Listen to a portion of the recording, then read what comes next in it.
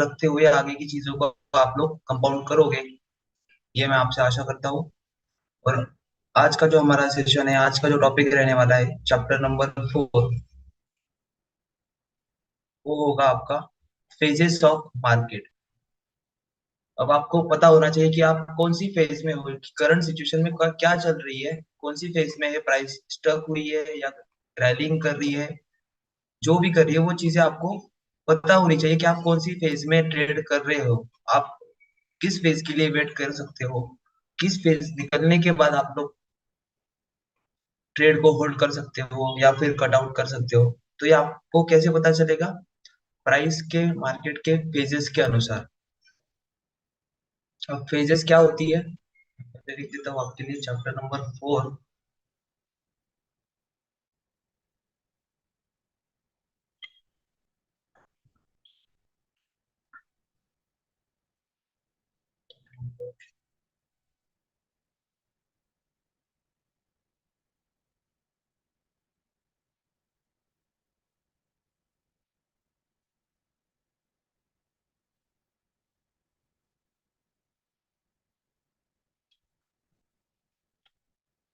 Phases of market.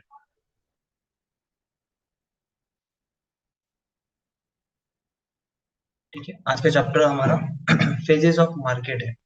सो इनमें चार phases mainly आती है, जो कि चार फेजेस का नाम है। फर्स्ट है ए फेज, मिनट,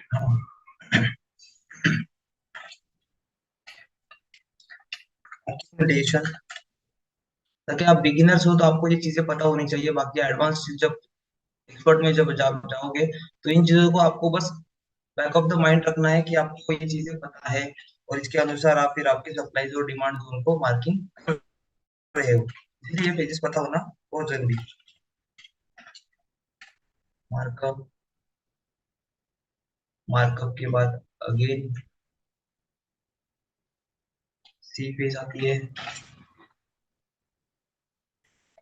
री एक्यूमुलेशन, फिर आती है अगेन मार्कअप,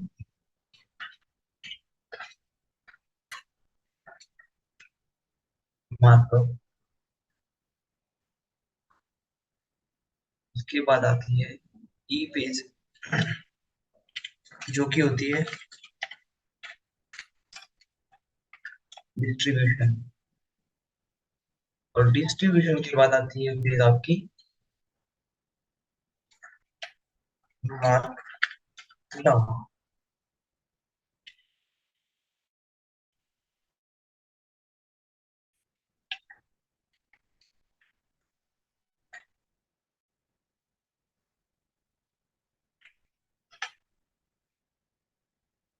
अब हर एक स्टेप को हम अच्छे से समझेंगे कि एक्यूमुलेशन क्या होता है, मार्कअप क्या होता है, री एक्यूमुलेशन क्या होता है, अगेन मार्कअप, फिर डिस्ट्रीब्यूशन, फिर मार्कडाउन।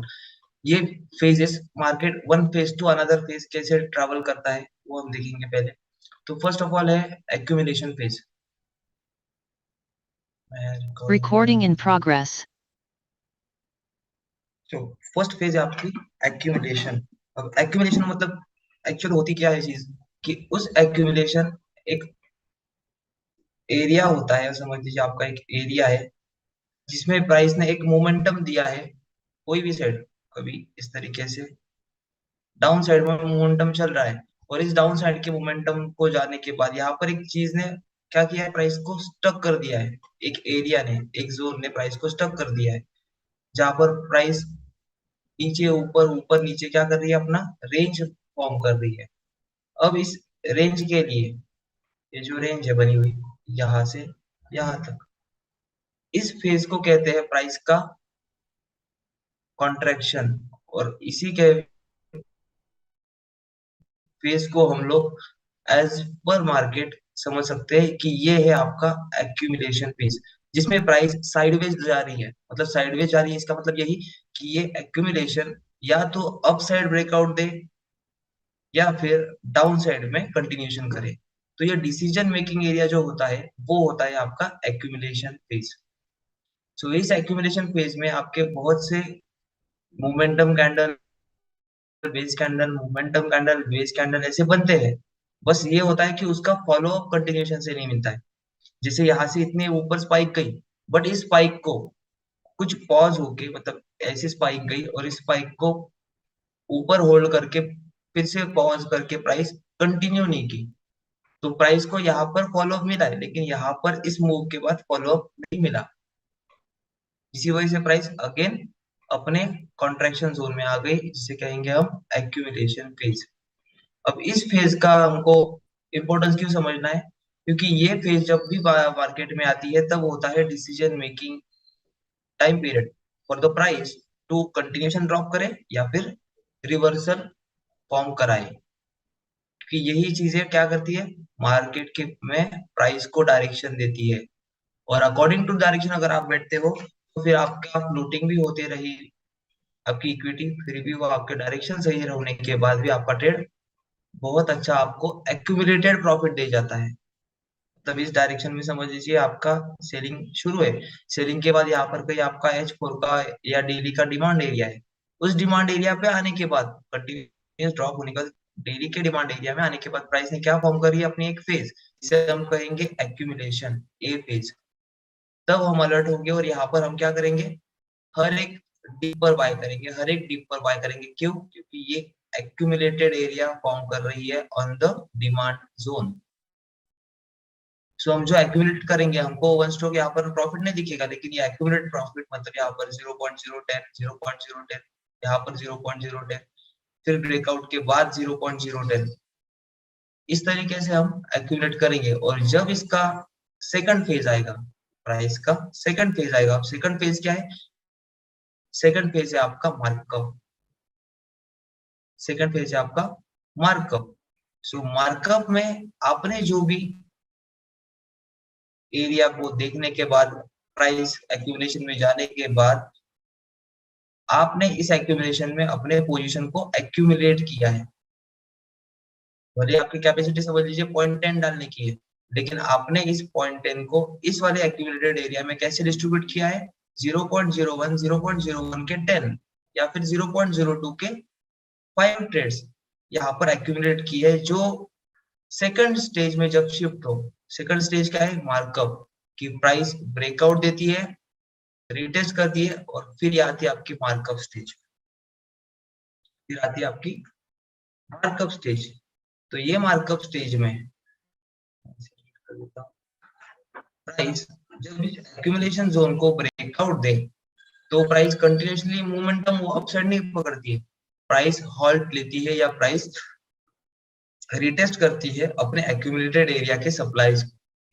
तो जब सप्लाई को ये रिटेस्ट करती है, तब एक करेक्टिव वे में आती है। तो इस करेक्टिव वे में यहाँ पर अगर आपको ब्रेकआउट के पास कोई प्राइस डोमिनेशन दिख जाता है, तो आप मार्कअप स्टेज के लिए भी नया ट्रेड ओपन अप कर सकते हो। नहीं तो एक्यूमुलेट का प्रॉफिट बस यहाँ तक लिया, कंटिन्यूशन में ट्रेड जाने वाला है ये पता होने के बाद भी हम लोग यहाँ पर प्रॉफिट बुकिंग कर लेते हैं, फिर रिटेस्ट पर इंटर नहीं करते। क्यों? क्योंकि फिर आपका एसएल बड़ा हो जाता है, इसके नीचे हो जाता है। बट आप जब ब्रेकआउट को कंफर्म करवाने के बाद इस वाले सप्लाईज एरिया के पास प्राइस अगर मोमेंटम दिखा रही है प्राइस डोमिनेशन का, तब जाके आप लोग यहाँ पर इंटर कर सकते हो फॉर द मार्कअप स्टेज। तो आपकी यहाँ पर एक्यूमुलेशन फेज ये है, मार्कअप स्टेज ये आपकी बनी। अब इस मार्कअप के बाद प्राइस क्या कर सकती है, अब सप्लाई यहाँ पर ऊपर गई है, सप्लाई मान लीजिए सप्लाई यहाँ पर गई है, इसको कलर करेंगे, ठीक है, और ये आपका डिमांड एरिया।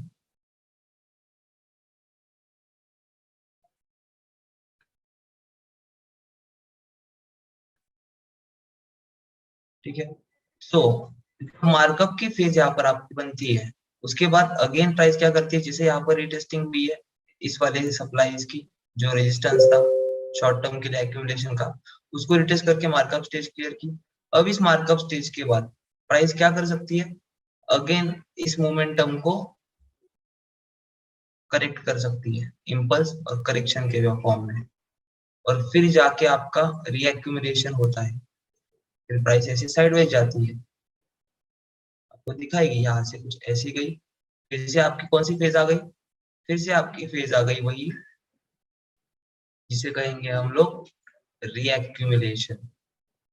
रीएक्यूमुलेशन मार्कअप भी हुई, प्राइस ने करेक्शन भी करवाया, करेक्शन के बाद प्राइस एक रेंज में फिर से स्टक हो गई, तो उसे हम एक्यूमुलेशन कह सकते हैं, रीएक्यूमुलेशन कह सकते हैं।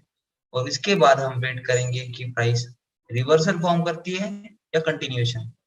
तो इसी के ऊपर डिपेंडेंट हम देखेंगे कि प्राइस का मोमेंटम कौन से साइड में ब्रेकआउट देता है। तो इस एक्यूमुलेशन का ब्रेकआउट इस पर मिला, तो प्राइस क्या करेगी, अगेन अपनी सेम स्टेज की प्राइस एक्यूमुलेशन के रेजिस्टेंस को रिटेस्ट करेगी और फिर से अपनी कंटिन्यूएशन मूव करेगी। कंटिन्यूएशन मूव कहाँ तक, जहां तक उसका सप्लाई एरिया है। अब सप्लाई एरिया आने के बाद ये देखिए, ये अगेन मार्कअप स्टेज है, ये जो हुई है ये मार्कअप स्टेज है।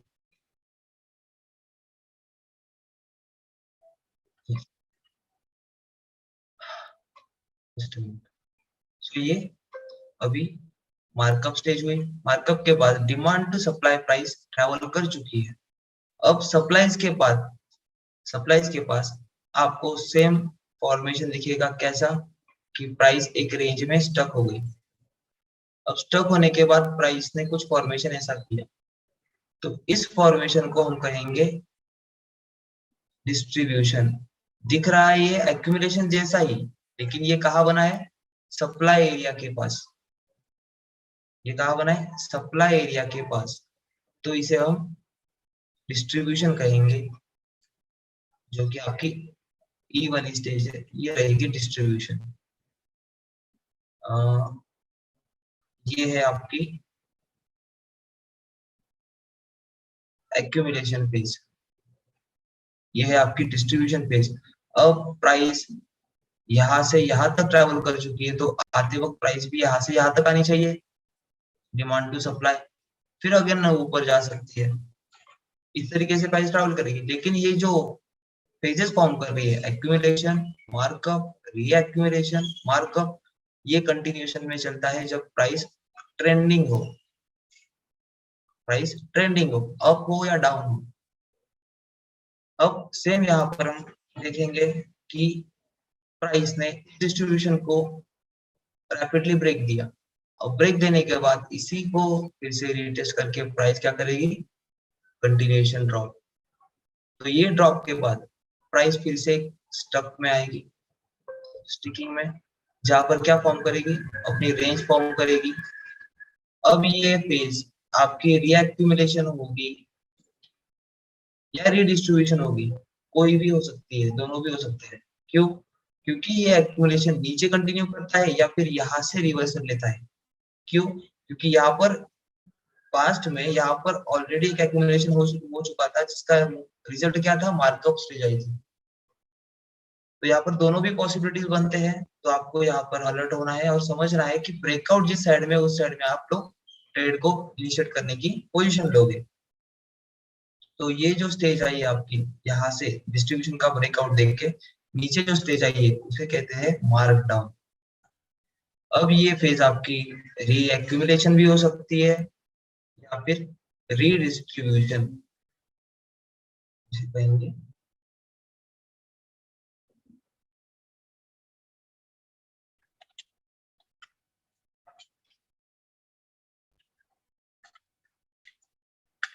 रीडिस्ट्रीब्यूशन।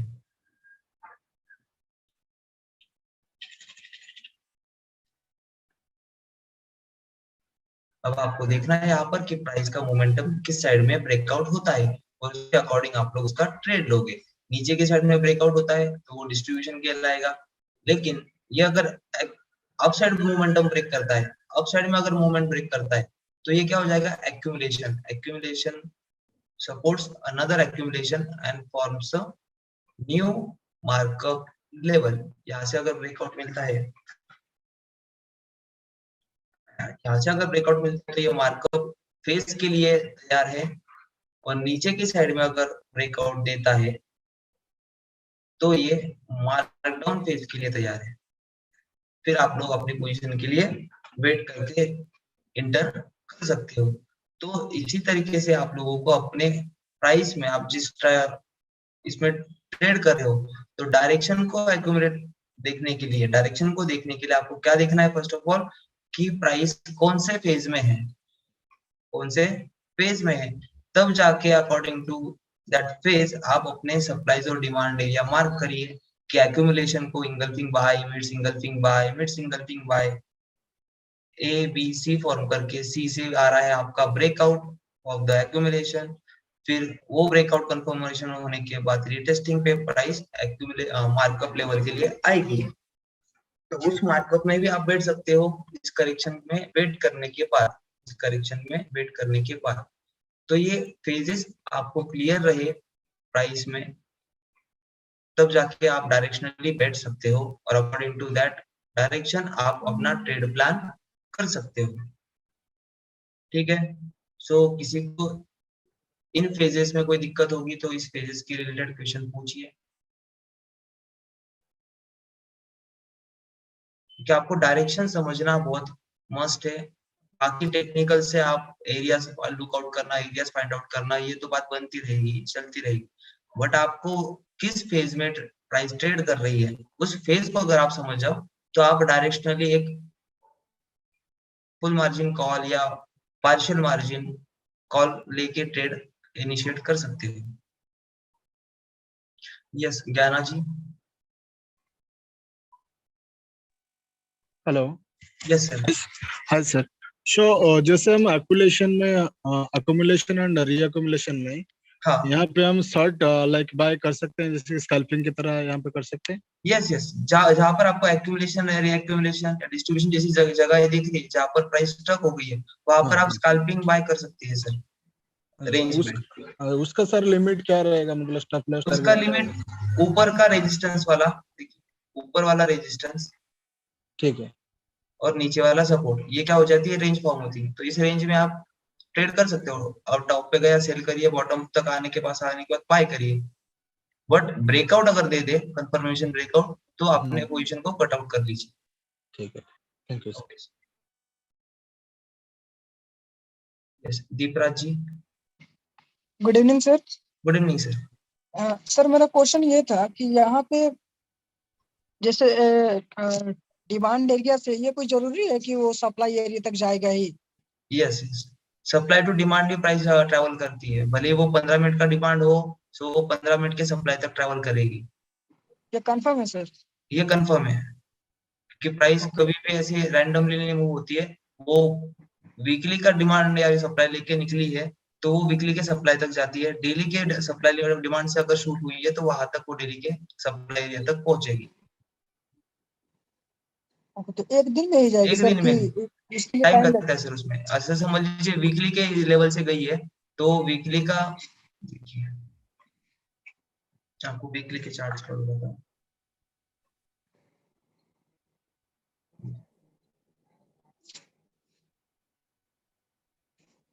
अभी यहाँ पर प्राइस ने क्या किया देखिए, वीकली के सप्लाई के पास प्राइस आई है, बट ये प्राइस यहाँ तक आने के लिए, ऊपर आने तक, यहाँ पर डिमांड भी है। कौन सा है डिमांड, ये वाला एरिया, जिसने क्या किया है, यहाँ पर आपकी क्या है, रीएक्यूमुलेशन फेज है। ये क्या है, रीएक्यूमुलेशन फेज। रीएक्यूमुलेशन है? के यस बाद सर। मार्कअप आया, फिर मार्कअप ने क्रिएट किया फर्स्ट अपना डिस्ट्रीब्यूशन एरिया, जहां पर प्राइस का रिजेक्शन मिला, तो ये डिस्ट्रीब्यूशन एरिया है वीकली का।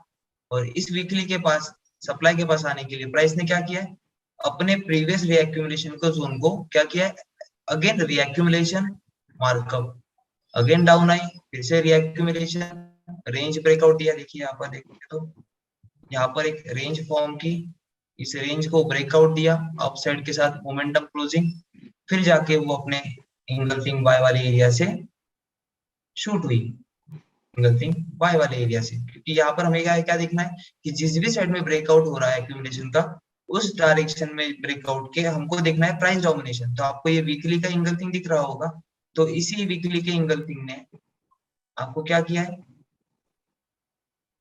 इस वीकली के इंगल्फिंग ने आपको एक्यूमुलेशन का ब्रेकआउट कंफर्म किया, रिटेस्ट के लिए प्राइस आई, और again markup stage clear out कर दी।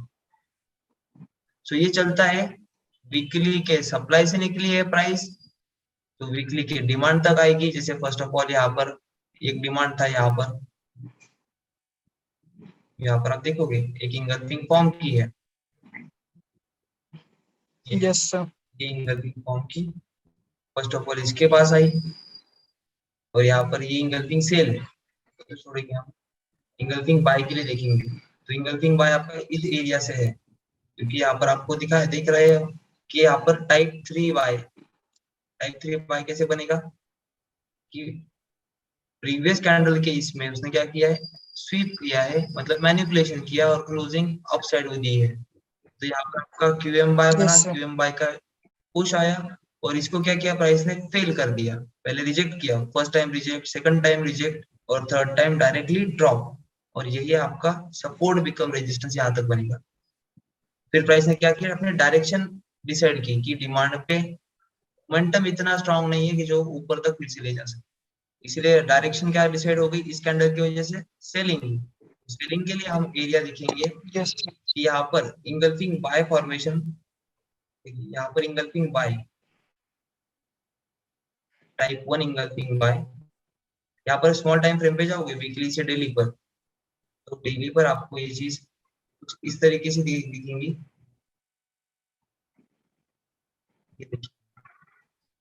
मैं चेंज करता हूँ, यहाँ पर आपको इंगल्फिंग सेल दिख रहा होगा, तो ये इंगल्फिंग सेल और ये engulfing buy fail. Engulfing buy bounce दिया, यहाँ पर फेल करवाया और उसी का रिटेस्ट सेल दिया। तो प्राइस डिमांड टू सप्लाई अपने एरिया से डायरेक्शनली चलती है, बस आपको उस डायरेक्शन को फॉलो करना है। बाकी ये रेंजेस जो है, जो आपका एक्यूमुलेशन डिस्ट्रीब्यूशन फेजेस पढ़ाई, ये फेजेस आप कौन सी फेज में करंटली ट्रैवल कर रहे हो वो आपको पता होना चाहिए। अब जैसे कि अभी यहाँ पर हम देखेंगे तो डिमांड कहाँ है गोल्ड का भी, ये आपको दिख रहा है यहाँ पर इंगल्फिंग बाय, कौन सा रहेगा ये, टाइप 1। तो ये आपका डिमांड एरिया है फॉर द अपकमिंग वीक।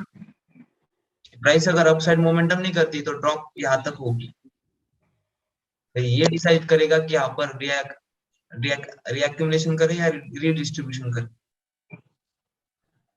ठीक है Deepraj ji? Yes sir. Sir second question ये था। यस सर फिर से वहीं पे लाइएगा सर। यस, एक मिनट।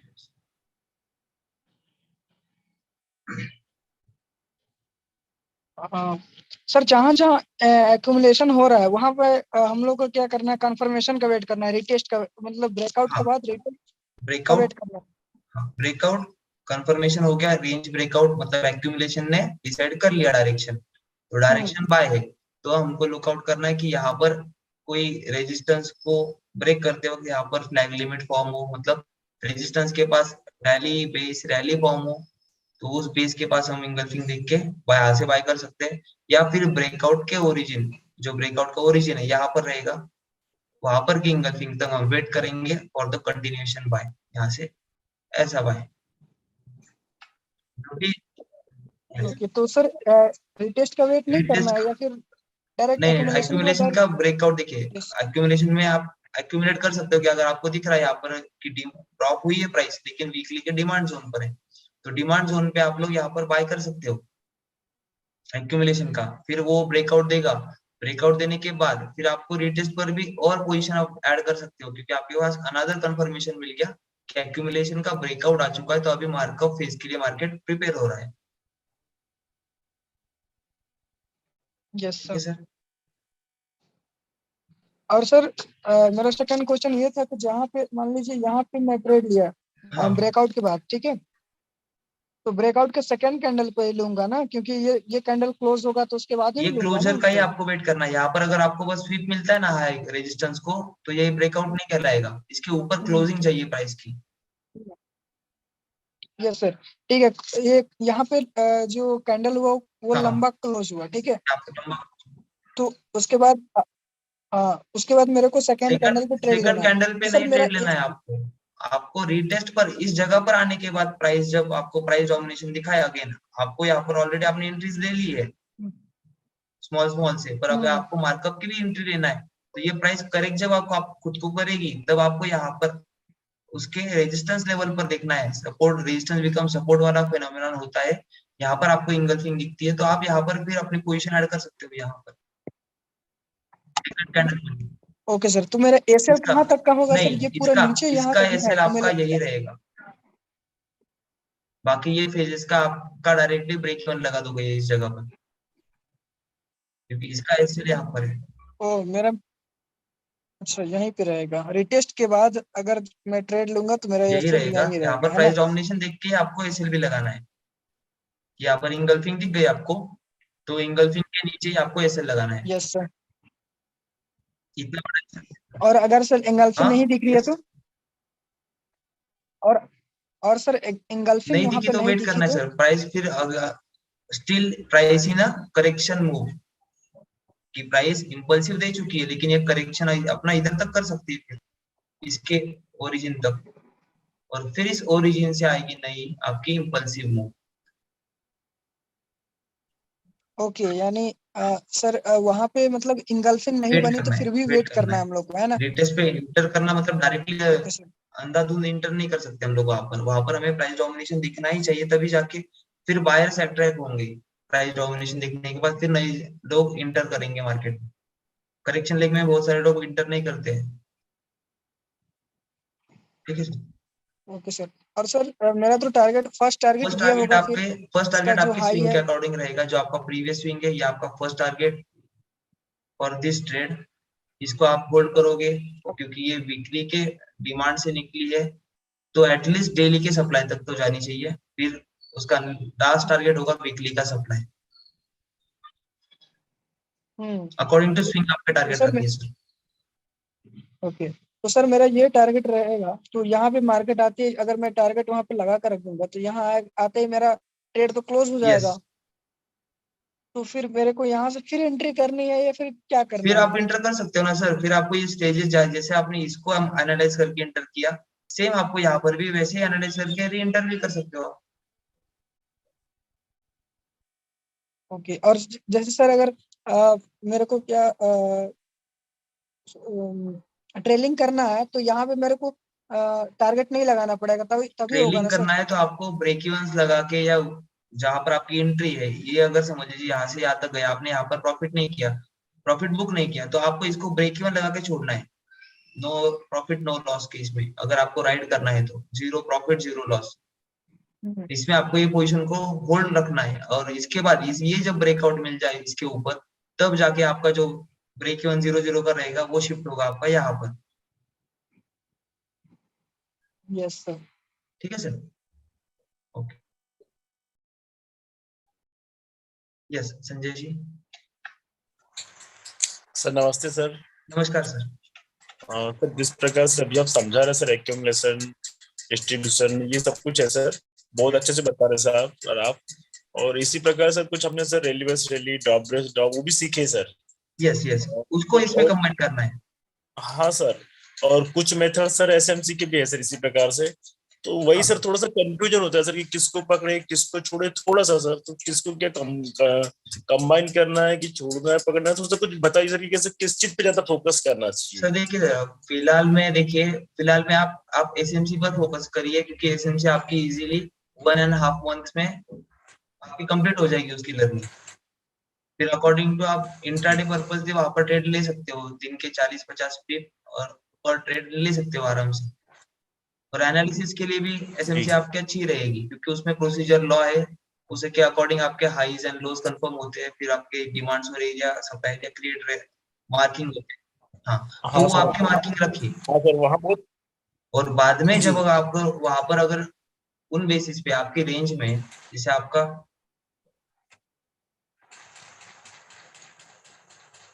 आपको इस रेंज मिली, अब इस रेंज में आपको ट्रेड नहीं जी। मिल रही, आपका हाई लो यहाँ पर है, हाँ सर। तो इस रेंज में आपको ट्रेड नहीं मिल रहा है, तो आप यहाँ पर क्या देख सकते हो, according to price action support become resistance, हाँ या सर। फिर यहाँ पर सपोर्ट बिकम रेजिस्टेंस इधर डायरेक्टली नहीं किया, तो फिर वेट करिए यहाँ पर इंटर करने का, क्योंकि इंड्यूसमेंट लिया है मतलब प्राइस का मोमेंटम फिनिश हो गया है बाइंग साइड के लिए। हाँ अब वो करेगा करेक्टिव लेग, तो फिर आपको यहाँ पर वेट करना है। यहाँ पर क्यूएम भी बना है आपका, तो इस क्यूएम में हाँ आके सर। प्राइस रिटेस्ट के सेल करे या सपोर्ट विकम रेजिस्टेंस करके सेल करे, जहां पर आपका डिमांड कोई होगा। जी सर। आप इस अकॉर्डिंग आपको आपके मैपिंग तो है आपके पास, बट मैपिंग के साथ अगर आप प्राइस एक्शन भी यूज करोगे तो आपको ये करेक्शन के भी काम आएंगे, ट्रेड्स मिलेंगे। मतलब सर सभी चीजों का हाँ, कॉम्बिनेशन बना के यूज सर कर यूज सकते हैं, कर ऐसा सकते कोई हैं, नहीं ऐसा कि कर इंडिविजुअली आपको यही करना है, ऐसा कुछ नहीं। अच्छा अच्छा। लेकिन सर फिर भी सर एसएमसी ज्यादा बेस्ट होगी ऐसा लगता है सर। लगता देखिए अभी एसएमसीबी भी कुछ कुछ ट्रेड मिलते हैं, कुछ कुछ नहीं भी मिलते हैं, तो हाँ बात ऐसी भी सर। बनती है ना। तो इसीलिए आपके पास जो भी नॉलेज है, भले एसएमसी का रहने दो, प्राइस एक्शन का रहने दो, आप सबका इस्तेमाल करके आपको जी एट द जी। एंड क्या करना है, प्रॉफिटेबल रहना है। तो आप वो किसी भी प्रोसेस से हाँ रहो। सर बिल्कुल। जी जी। सर सर सर जो आप प्राइस एक्शन से पढ़ा रहे हैं सर बहुत अच्छे से पढ़ा रहे हैं सर। तो प्राइस एक्शन में से कौन सी चीजें सर जिनको ज्यादा सबसे फोकस करना चाहिए? ज्यादा बड़ी सी देखो, प्राइस एक्शन में आपको सबसे ज्यादा बड़ी इंपॉर्टेंट है प्राइस डोमिनेशन, जिसे आप देख हाँ सर। सकते हो इंगल्फिंग के द्वारा और इंगल्फिंग के द्वारा। अच्छा इंगल्फिंग। सर जो कल आपने इंगल्फिंग पैटर्न बताए थे हाँ, दो जो। इंगल्फिंग पैटर्न से मतलब जो आपको उस दिन पढ़ाया था। हाँ सर हाँ, कल ही कल ये पढ़ाया जो सर बताया आपने। था कि मैनिपुलेशन किस साइड में और पावर गेन कहाँ पर है, वहीं से आपका इंगल्फिंग का जोन क्रिएट होता है, और उस जोन पे रिस्पेक्टेड देखना है, रिस्पेक्ट मिल रही है तो कंटिन्यूशन हो सकता है, अगर वो ब्रेक होता है तो रिवर्सल फॉर्म होगा। और इनके बीच में आपको पता है कि इंगल्फिंग के बीच में जब प्राइस मोमेंटम शुरू करती है तो वन स्ट्रोक रुकती नहीं है टिल द सप्लाई एरिया। तो इंगल्फिंग पे फोकस करिए कि प्राइस एक्शन में इंगल्फिंग बहुत ज्यादा मैटर करती है।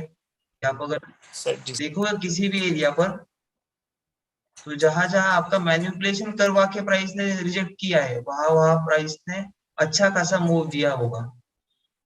यहाँ पर इस वाले सपोर्ट का जो मैनिपुलेशन हुआ यहाँ पर, तो यहाँ पर हम हाँ इंगल्फिंग मार्क करेंगे कुछ इस तरीके से। और जी सर। डिमांड के लिए भी देखोगे तो ये वाली इंगल्फिंग बाय आपकी टाइप 1, तो ये फेल होती है, तो इसी को एज अ सप्लाई कैसे मार्क करें, ये आपको पता है। जी ये सर। फेल हो गई, रिटेस्ट पर सेल, तो रिटेस्ट पर सेल कहाँ से मिलेगा आपको, ये इंगल्फिंग सेल से। अब इसको कैसे लेना है, इनके सेटअप्स आने वाले आपको अगले एडवांस वाले बैच में, कि ये सेटअप्स को कैसे एज अ जी। Double marubozu, as a bearish engulfing, ये सेटअप को कैसे राइड करना है। अच्छा। ठीक है सर। जी सर।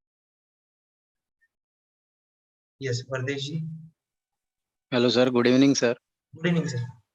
सर कल आपने पढ़ाया था ना, पहले आप लाइंस चार्ट्स में जाके आपके जो हाई पॉइंट्स है और लो पॉइंट्स है वो मार्क करो, यस। और बाद में जो साइडवेज में गया है ना मार्केट, बोला तो हाँ एक ही ट्रेंड में रुका है, वो पॉइंट्स मार्क करो। हाँ। सो वही पॉइंट्स एक्यूमुलेशन है ना सर? देखिए एक्यूमुलेशन पॉइंट यही एरिया होते हैं जो सपोर्टिव काम करते हैं आपका, जो शार्प ए और वी होता है। जैसे आपका शार्प वी है, हाँ तो इस कैपिटल वी के पास क्या हुआ, प्राइस का एक्यूमुलेशन एरिया फॉर्म किया प्राइस। देखिए पहले बार बराबर ब्रेकआउट सर। दिया है ऐसा, ठीक है, इस ब्रेकआउट के बाद एक रेंज फिक्स की, ये फर्स्ट रेंज, ये उसकी रेंज हो गई। और इस रेंज को ब्रेकआउट मिला, इस रेंज को ब्रेकआउट मिला नीचे की साइड में स्प्रिंग, जैसे आपको बताया इंगल्फिंग के अनुसार, ये ब्रेकआउट मिला, क्लोजिंग ऊपर मिली, तो प्राइस क्या करी, फिर से रीएक्यूमुलेट किया खुद को यहाँ पर, रीएक्यूमुलेट का ब्रेक, रीटेस्ट पर बाय। फिर प्राइस ने क्या किया, डिस्ट्रीब्यूशन किया, प्राइस ने क्या किया, डिस्ट्रीब्यूशन किया, इस कैंडल के द्वारा क्या किया, इसको कंफर्म करवा दिया ब्रेक डाउन, तो मार्क डाउन की स्टेज आ गई। अगेन प्राइस कहां पर आई है, रीएक्यूमुलेशन वाली जगह पे होल्ड किया है क्या प्राइस ने, नहीं, जहां पर एक्यूमुलेशन था वहां पर नहीं। अगेन फिर से आपको रिवर्सल स्ट्रक्चर दिखाया, ड्रॉप बेस रैली। वहां पर अगर आप लाइन चार्ट पर जाओगे तो कैपिटल वी तो नहीं है, क्योंकि ये क्या है, ये रिएक्शन जोन है। एक्शन जोन ये था, जिसने एक्शन की है उसका रिएक्शन जोन यहाँ पर, जिससे कैपिटल वी नहीं दिखा आपको। अब यहाँ पर प्राइस ने क्या किया, इसको मैनिपुलेट किया, कैसे, इसके लो के नीचे क्लोजिंग दे गया, इसके लो के नीचे क्लोजिंग देकर। तो जिसको मैनिपुलेट किया है उसको अगर मार्क करोगे तो आपको ये वाला पॉइंट मिलेगा बाइंग के लिए, यहाँ पर देखोगे। बट ये क्या है, एक्यूमुलेशन के जोन में, ये रिएक्शन जोन, ये रिएक्शन, और उसके बाद ये मैनिपुलेशन करने के बाद लेफ्ट शोल्डर पर या लेफ्ट क्यूएम पर बराबर बाय दिया, फेल करवाया, और फेल करवाने के बाद ड्रॉप पेस ड्रॉप। तो ये जो है फर्स्ट आपको आइडेंटिफाई करना है आपका एक्यूमुलेशन एरिया, जहां से प्राइस ने रैली की है according to accumulation, accumulation again reaccumulation, markup, distribution. ये जो है एक्यूमुलेशन टू डिस्ट्रीब्यूशन, ये एरियाज आपको पता होनी चाहिए, और वही आपका क्या है, सपोर्ट और रेजिस्टेंस। जो आपको कल मैंने बताया कि capital letter A capital letter B को मार्क करिए, एक्चुअल पे वाले भी और इसके लाइनिंग वाले भी। तो ये क्या ओके सर। एरियाज है, और इनको कहीं पर भी पीछे जाओगे तो यही क्या काम करेंगे, देखिए प्रीवियस का एक्यूमुलेशन, यहाँ पर डिसीजन मेकिंग एक्यूमुलेशन है या डिस्ट्रीब्यूशन है, कैसे डिसाइड होगा, अकॉर्डिंग टू ब्रेकडाउन।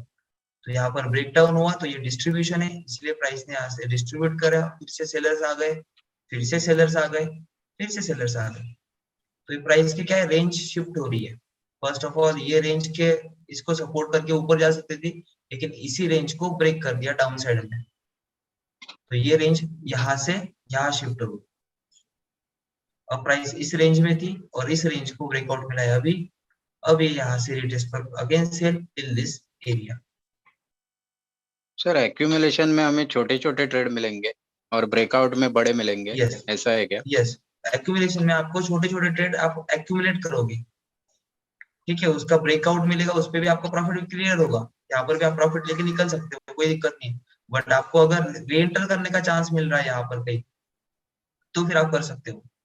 अब इसको अकॉर्डिंग टू कैसे करोगे, इसको यहाँ पर, और सर एक मिनट, सॉरी सर Yes, आपको sir. डिस्टर्ब कर, और एंट्री लेने के टाइम हमें लोअर टाइम फ्रेम में जाके हाँ एंट्री लेना है एक्यूमुलेशन क्या? देखिए, ये किसका है, H4 का एक्यूमुलेशन है।